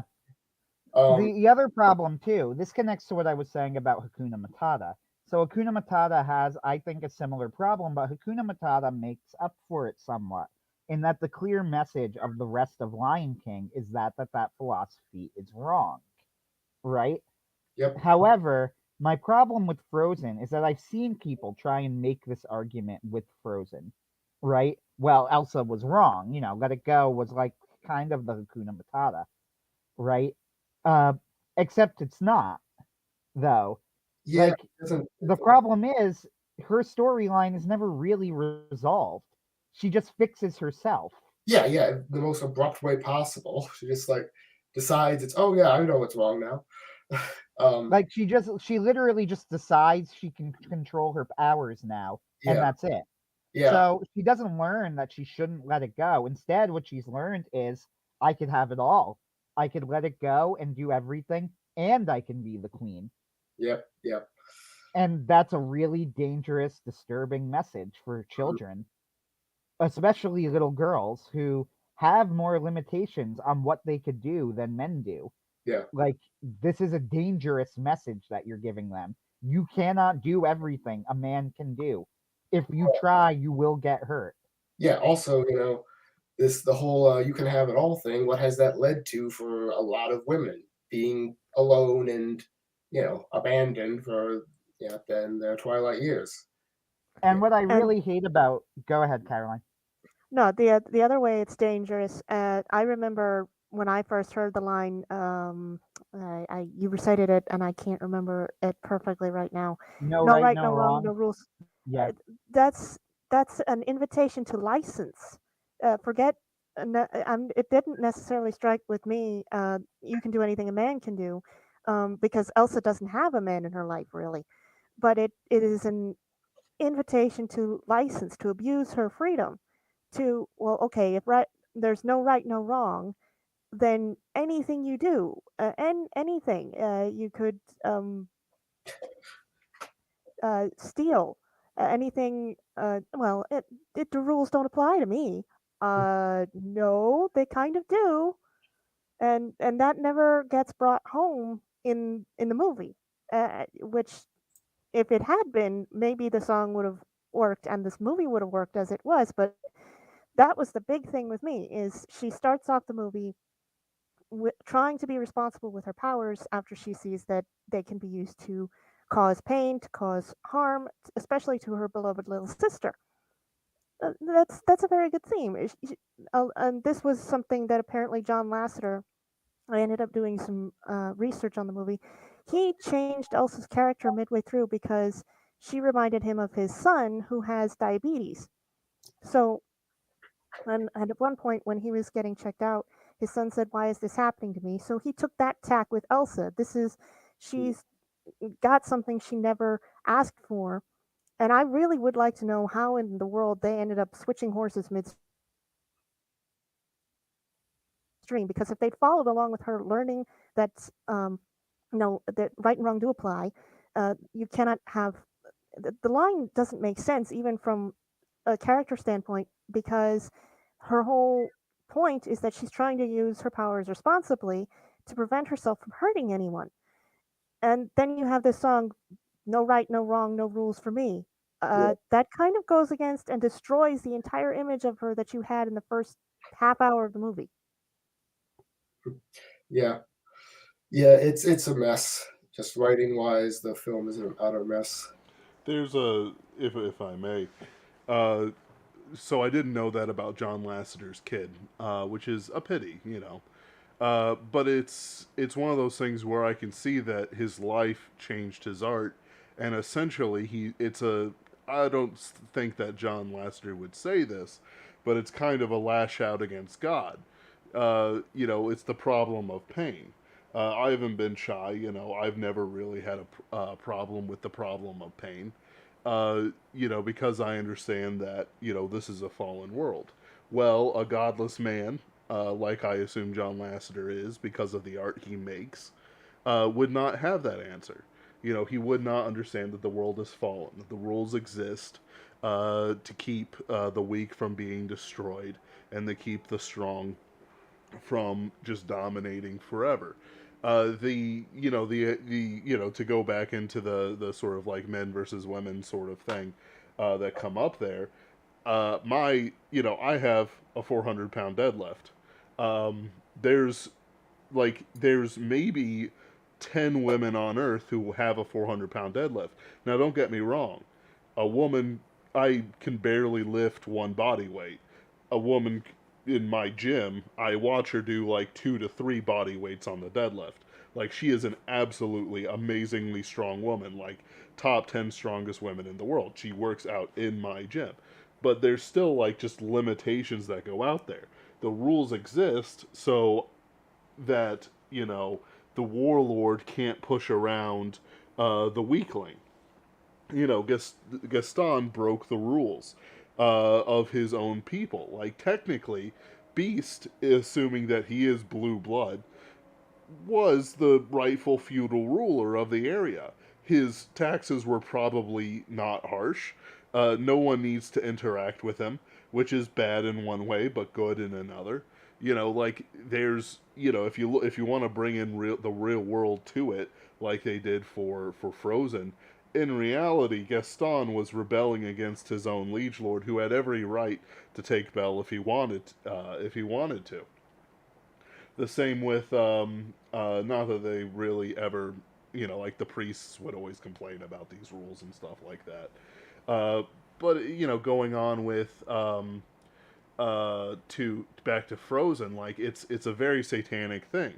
Ultimately, Satan cannot compare in any way, shape, or form to God, just like Elsa could not, if she had no powers, could not compare in any way, shape, or form to Harold Hardrada or Canute or any of these other, rulers who have ruled Scandinavia in their year. There's like the queens that did exist in our world who ruled in their own power and in their own right, either had a coterie of very powerful male nobles who conquered the world for them, or, were themselves absolutely vicious bitches who killed people out of hand, like would trot over the bodies of anyone who ever rebelled against them. Like several female Russian rulers did. Like it's one of those things where it's like, yeah, the rules exist, and they exist for a very, very, very good reason. A band like at this, like I work security at a bar. At this point, if I see a girl torment a guy and then he strikes back at her, I throw out the girl. Like like they go, and then I take the guy out because he did, like push a girl away or whatever. But it's like, you know, no violence in my bar. But it's like, I'm not fooled by any of this. Whatever the rules think you are, if you don't want that privilege, oh, that's a pity. Don't worry. I'm sure the bartender will merely add a 20% tip because you didn't finish off your tab. So on and so forth. I got no patience for it. Yeah, Uh, that's well said. to be honest, I don't think John Lasseter was actually that bad a storyteller. I think something must have interfered. Perhaps the deadline came up too Oh no, fast I didn't mean because he that was he was a bad struggling. storyteller. Pardon me if No, that was. I don't. I think he.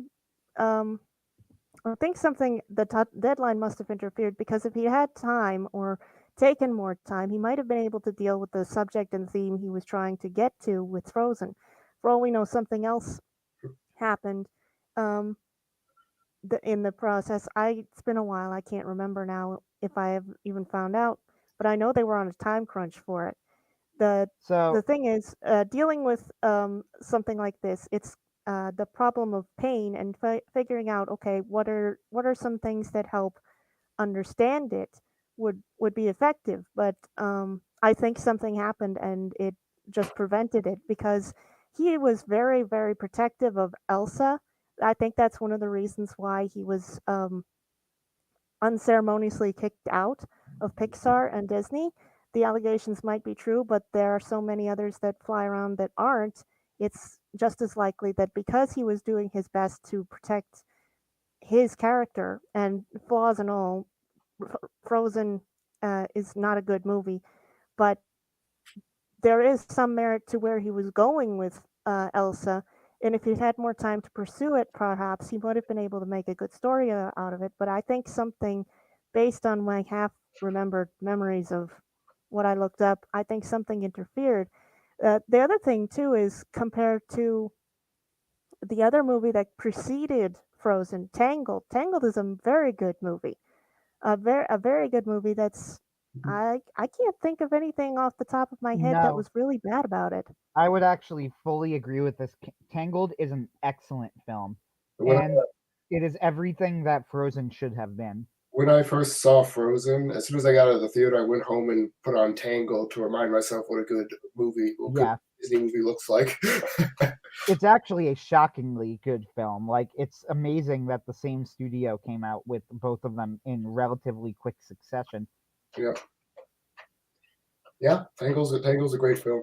Um, it's well, I mean, because that film's very I mean, it's it's focused. It's keeps the follows the story, and it's got that well, it's got that great ending with kind of the perfectly logical and heroic ending where the hero actually he saves the princess, but in kind of an unexpected So, way, but self-sacrificing way.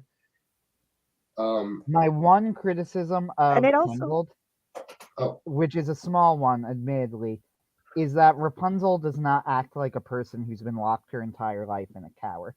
Uh, she does have a distinct personality, and it's a likable personality, and it makes you root for her, but she does not act like somebody who has never ever left her tower her entire life and has only interacted with one person. She's way too sociable and way too good at talking to people. that's so I mean, that's kind of that's almost that's a tricky thing to do, particularly in a story like this. it Yeah, turns I out agree. before I saw Tangled, I was doing research on fairy tales. I don't know how I got involved in Rapunzel. One of the fantastic things about the ending, there's actually several fantastic things about Tangled that harken back to the original fairy tale as it was written. And the original fairy tale is not like the versions most people see. It's actually a little bit more pointed in certain respects. Uh, the story starts out with Rapunzel's mother craving a certain kind of cabbage. That's where her name comes from, is Rapunzel. That's the type of cabbage. So her mother sends her father to the next looking for this cabbage, and the next door neighbor, who's a witch, happens to have a batch of it. So he goes and he picks one for his wife. The witch says, witch fairy, I think it was a fairy, sorry, in the first story. She shows up and she's going to exact punishment. He begs her not to. They work out a deal, and he takes the cabbage home. Of course, once Rapunzel is born, the fairy comes to collect, and it turns out her price is their newborn child, which, uh, as I recall, in most versions today, that was not something the husband knew at the time he made the deal. I think in the original, it was part of the bargain. I'd have to go back and look it up.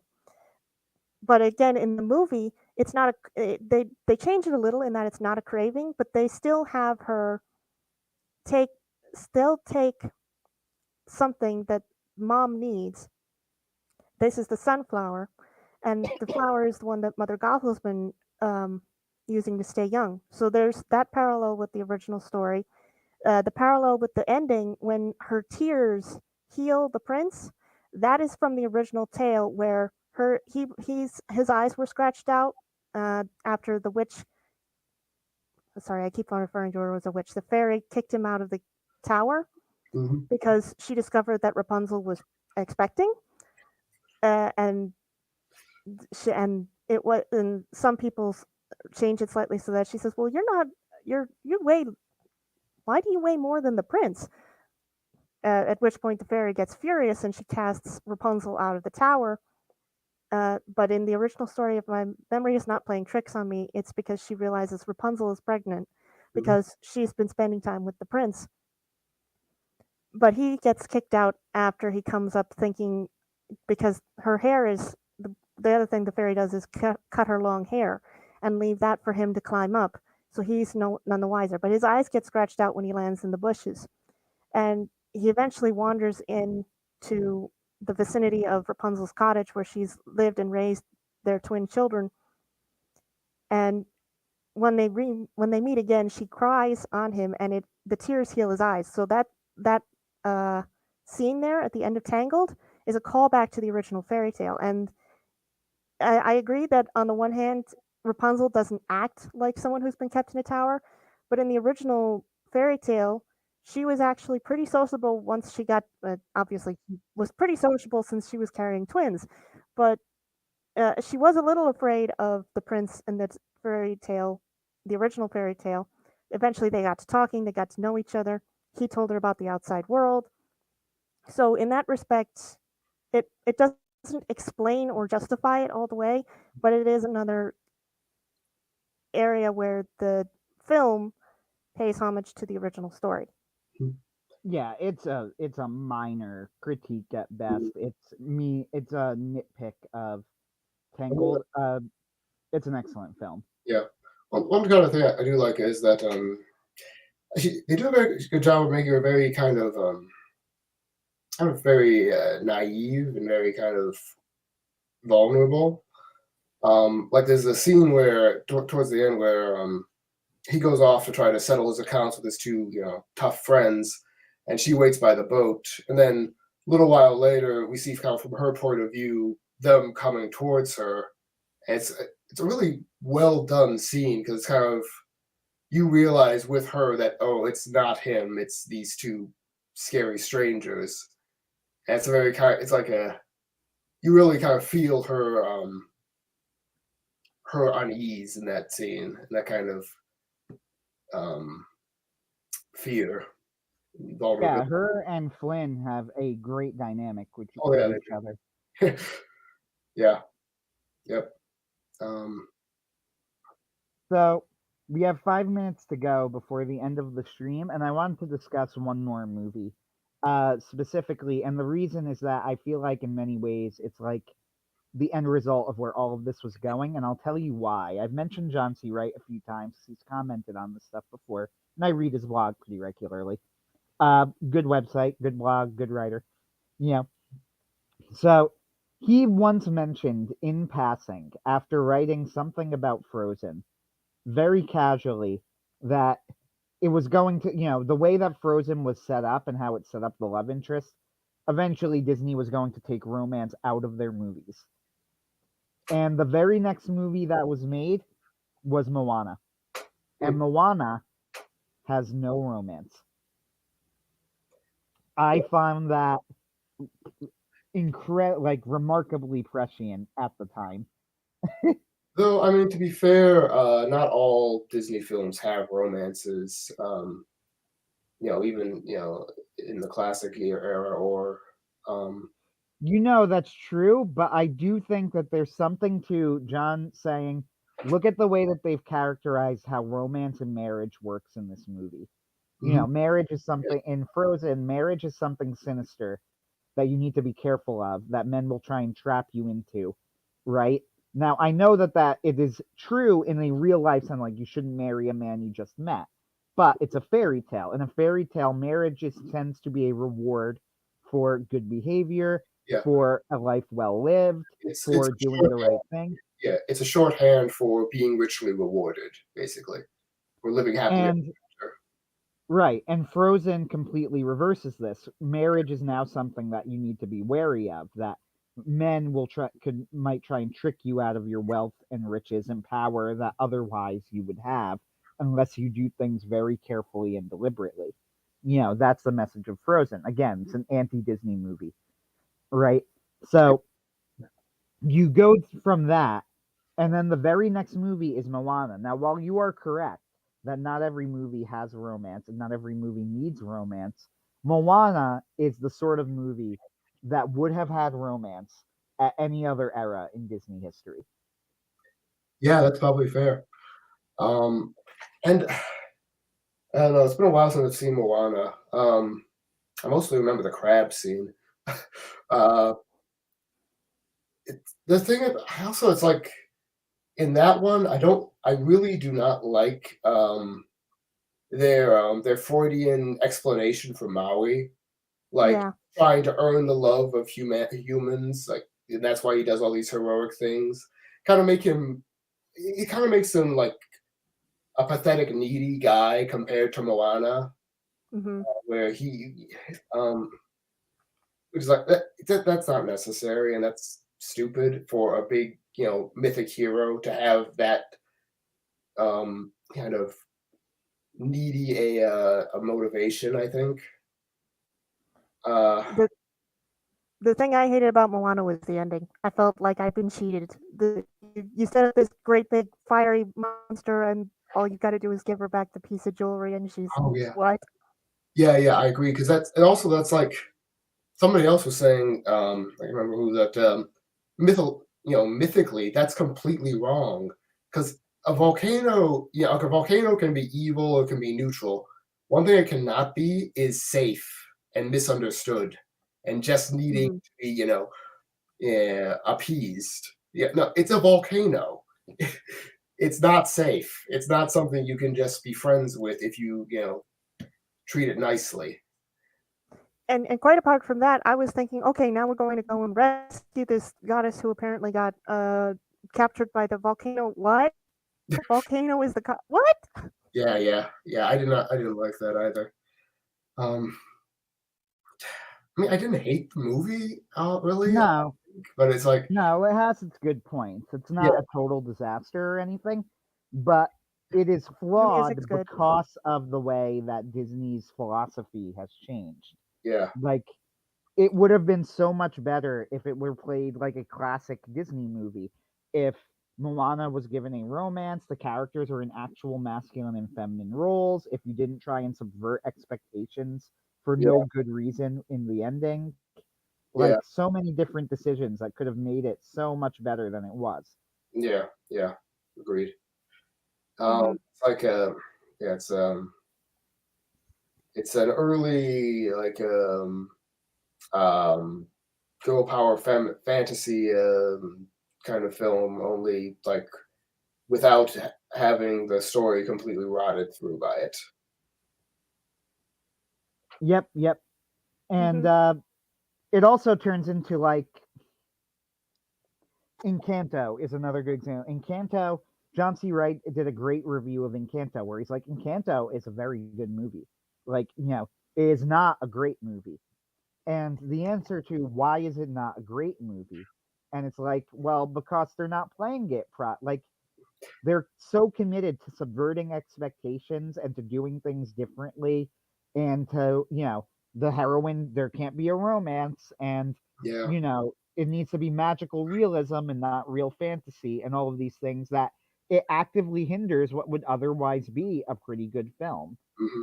Yeah, it's so weird that like Hollywood and Disney in particular is like completely against any kind of romance these days. It's like this almost pathological dislike for having uh girl story. Um, Yeah, Yep. it's it's disturbing to watch, honestly. mhm. Like, Yeah. you know, Critical Drinker has, again, when he talks about the message, he's like, there is a rule. He goes, he goes, in Hollywood, he goes, it is ironclad. He goes, I seriously want you, he goes, especially like in Marvel, it's really obvious. He Mhm. goes, I seriously want you to watch this one day. He goes, a woman can never, ever lose to a man. Oh Ever. He's like, watch for this. yeah. He goes, seriously, like you will never not be able to unsee it. So I saw Doctor Strange, the new Doctor Strange, in theaters for my brother's birthday.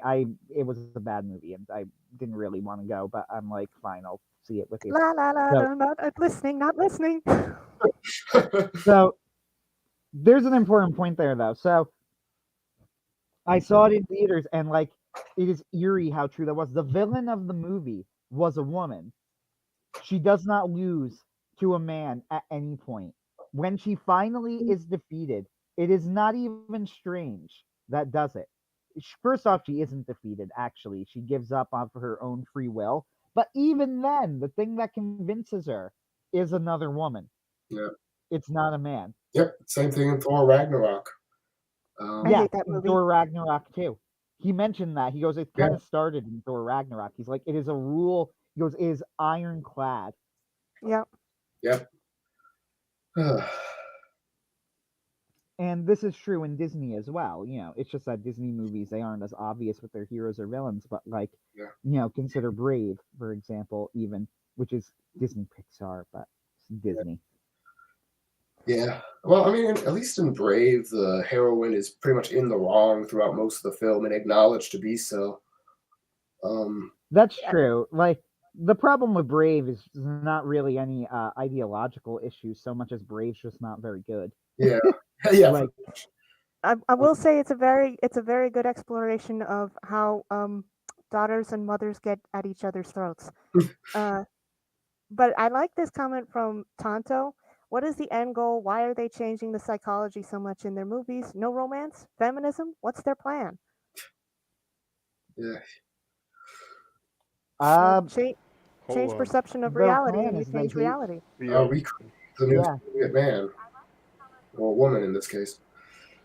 Ugh. So, Their plan is they hate Disney and they hate their own movies and their own history and they want to undermine it. And hate reality too. Yeah, and they hate reality. where did this comment come from? Live chat Huh? on YouTube. Huh? Oh. Tonto is our only live chat, and he's been pretty active, and I totally forgot about it. So he asked a few questions. Superversive, I know you talk about books a lot. Do you have a book list by chance of some of your favorite books?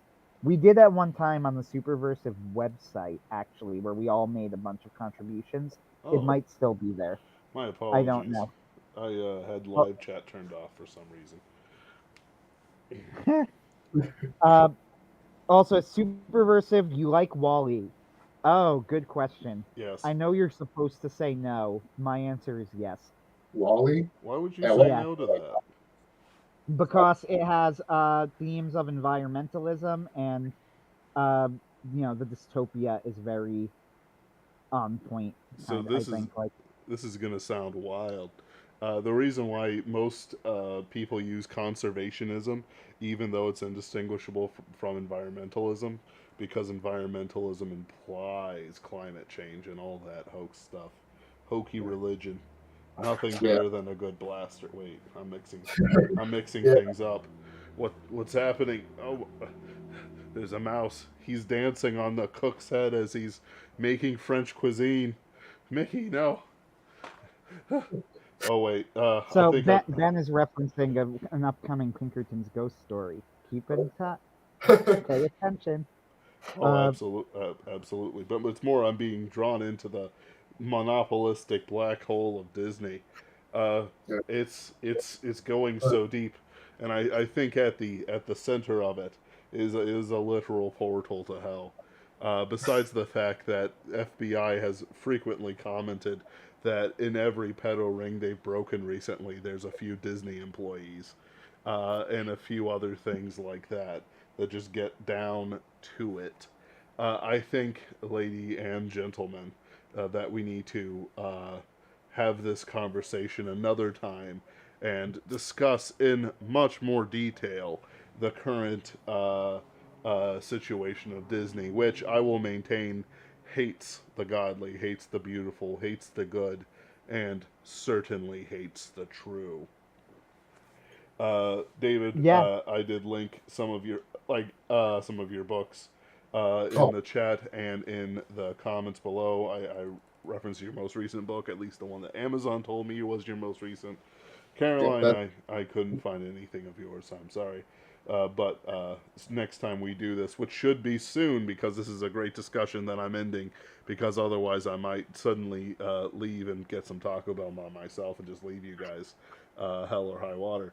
But I want to thank you both for being here. do set up a new date with Anthony to continue this discussion. Sure. Thanks for having us. Absolutely. It was great to be on. You are both wonderful. Moi, excellent. Moi. Good job, guys. Thank you. Thank you. Yep. Sorry,